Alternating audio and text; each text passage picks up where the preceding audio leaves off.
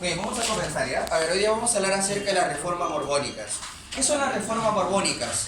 Fueron medidas que hizo la corona española para poder gobernar mejor todos sus territorios que se encontraban acá en el Virreinato del Perú. Con las reformas borbónicas, España buscó controlar y solucionar algunos problemas. El virreinato era como una empresa que tenía España aquí en América, pero esta empresa no funcionaba muy bien, tenía muchos problemas, muchos errores. Entonces lo que va a querer hacer España es reestructurar esta situación, aplicar ciertos cambios para mejorar el control sobre América y así España poder conseguir mayores ganancias. Estos cambios, medidas o reformas que va a hacer España en sus colonias de América lo van a hacer una dinastía que son los Borbones. Por eso esto se va a llamar las reformas borbónicas o las medidas que hizo la familia Borbón en España. Acá te he puesto un concepto de las reformas borbónicas. Primero, ¿en qué época se dieron las reformas? Fue en el siglo XVIII, en 1700. En 1700 España aplica estos cambios. ¿Qué tipo de cambios son? Son medidas económicas, políticas, administrativas, militares y religiosas también. ¿Quién lo hizo? La familia Borbón en todas sus colonias. O sea, España tiene colonias en América del Sur, pero también en América del Norte, en lo que es la zona de México, por ejemplo, y un poco en el norte. Todo ese territorio va a ser reformado por los Borbones. Contexto. ¿Qué pasaba en el mundo cuando la dinastía Borbón decide hacer estos cambios? En el siglo XVIII, en 1700, se está desarrollando la primera revolución industrial. Tú sabes que Inglaterra fue la potencia que inició la revolución industrial. Inglaterra desarrolló la industria textil. Era una gran potencia económica, pero le faltaba algo a Inglaterra. Le faltaba mercados. De nada le servía a Inglaterra tener gran producción textil si es que no podía vender toda su mercadería. Es por eso que en esa época, Inglaterra, que hizo la primera revolución industrial, va a tener que buscar nuevos territorios para vender productos. Y uno de esos lugares va a ser América, que era colonia de España. Hay que recordar que uno de los países más interesados para que América se libere o se independice de España fue Inglaterra. ¿Con qué objetivo? Con el objetivo de convertirlo en un futuro mercado para ellos. Con el futuro de que Inglaterra luego venda productos en América del Sur. ¿Ya? Ahora, otro evento importante en el mundo es el despotismo ilustrado. ¿Qué es el despotismo ilustrado? Es la ideología de generar cambios pero desde el gobierno, desde el poder. Con el despotismo ilustrado, los reyes de Europa, en este caso de España, van a buscar aplicar medidas desde el gobierno, desde el poder, para solucionar algunos problemas de sus dominios. Porque si estas medidas no se vienen desde el poder, ¿qué se va a generar desde abajo, desde las bases o el pueblo? Se pueden generar intentos de revoluciones. Entonces, esto fue para aplacar o evitar revoluciones en Europa. Y eso lo van a hacer, por ejemplo, en España, la familia Borbón. Cambios desde arriba, desde el poder, desde el Estado. ¿Por qué España hace estas reformas en América? Una de las causas objetivos en este caso sería mayor explotación de recursos de América. Claro, lo que quiere España es mejorar la recaudación económica en sus colonias. Y con reforma va a mejorar eso, va a controlar mayormente las riquezas. Va a extraer mejor el oro, la plata y todos los metales preciosos que salían de acá a América. Otro objetivo, ¿cuál es? Recuperar su hegemonía en Europa. España, durante el siglo XVI, o sea, 1500, 1600, España fue una gran potencia en Europa. España dominaba todos los territorios del continente europeo e incluso tenía muchas colonias en otros continentes del mundo. Era la gran potencia europea España. Luego ya estaba Inglaterra, Francia y los demás países. Pero en el siglo XVI, XVII, España era el que tenía el control fuerte en el continente europeo. Pero en el siglo XVIII, en 1700, España entró en una crisis. ¿Por qué España entró en crisis en esta época? Hay muchos motivos. Uno de los motivos es un motivo económico. España extraía gran cantidad de oro y plata de América a su territorio, pero eso generó una revolución de los precios. La mayor cantidad de metales preciosos que llegaban o ingresaban a la metrópoli de España, esto generó que los precios de los productos se disparen, se alcen, y eso generó una inflación en España. Una inflación, es un problema económico. A eso le van a llamar en España la revolución de los precios. Eso va a generar un problema. O sea, tanta extracción de metales tuvo España de América, que a su vez en vez de generarle riqueza, le genera un problema económico que es la inflación. Otro problema es también la mala administración de sus reyes.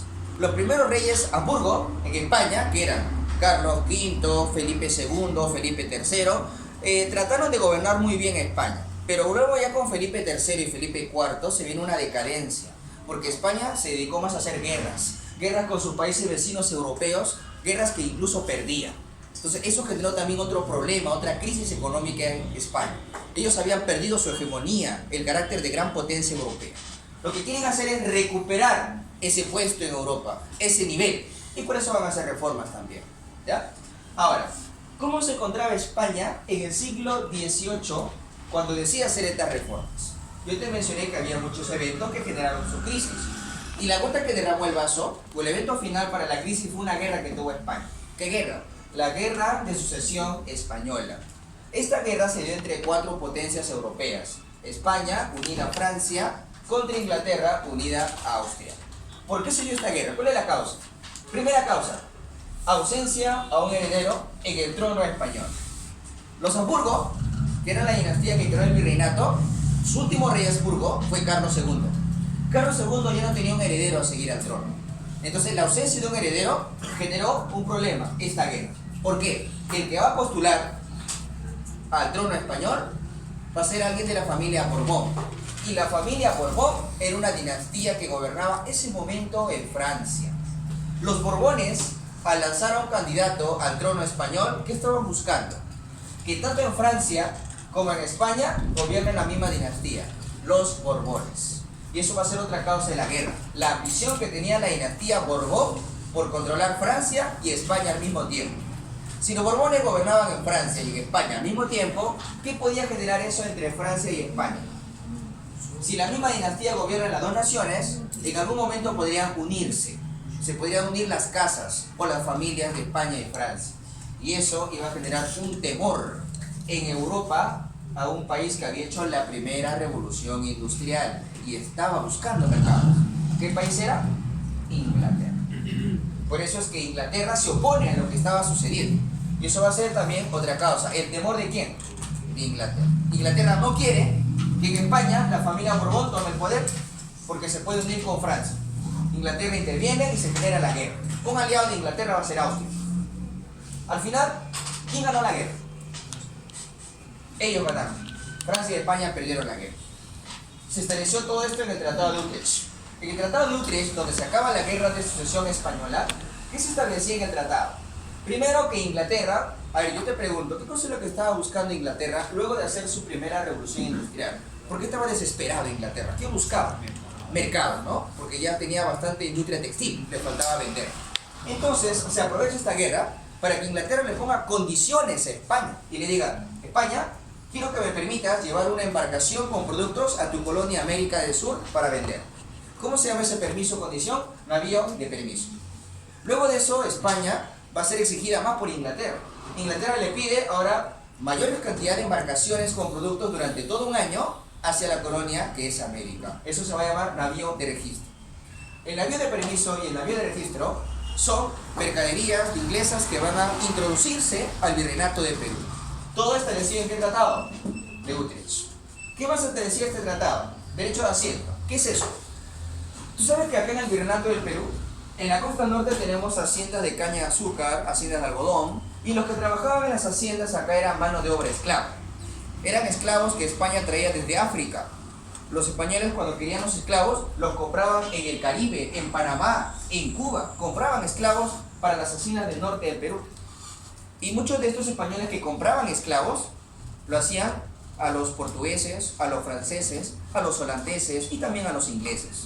Esos países eran los que vendían esclavos, hacían la trata de personas o el tráfico de esclavos. Entonces, la venta de esclavos fue un negocio muy importante en esta época. Inglaterra aprovechó. Y en ese tratado de Utrecht, Inglaterra le pide a España que solo le compren a ellos los esclavos. O sea, Inglaterra quiere tener como el derecho de asiento el monopolio de la venta de esclavos. Si España quiere un esclavo para Perú, solo tiene que comprarle al inglés que vende en América Central o el Caribe. Solo ellos van a ser los que le vendan esclavos a los españoles. Entonces, con todos estos privilegios, ¿cuáles son las consecuencias que se van a generar después de esta guerra? Una consecuencia: crisis económica en España. Está perdiendo económicamente España acá. Otra consecuencia: ¿quién sale beneficiado? Inglaterra. Tiene un gran beneficio económico, comercial. Acá Inglaterra está empezando a ganar mucho dinero, pero va a querer más. Su ambición no termina. Es por eso que después Inglaterra, ¿qué va a hacer? Inglaterra va a buscar o va a ayudar a que América se libere, a que América se independice. Cuando América se logre independizar, ¿quién va a ser el más beneficiado en esos momentos? Inglaterra va a ser el más beneficiado. ¿Ya? Sí. ¿Qué es el derecho de asiento? El derecho de asiento es el monopolio de la venta de esclavos que va a tener Inglaterra sobre los españoles. O sea, cuando un español quiera comprar un esclavo para sus haciendas de Perú, solo le va a comprar al inglés que le está vendiendo por el Caribe, por Cuba, por América Central. Ahí se vendían esclavos. El español le podía comprar esclavo al portugués, al francés, al holandés, pero ahora solo le tiene que comprar al inglés, nada más. ¿Se cortó el video? Sí, continúa. ¿Continúa el video? Se ha cortado. No, que le había llamado su amor.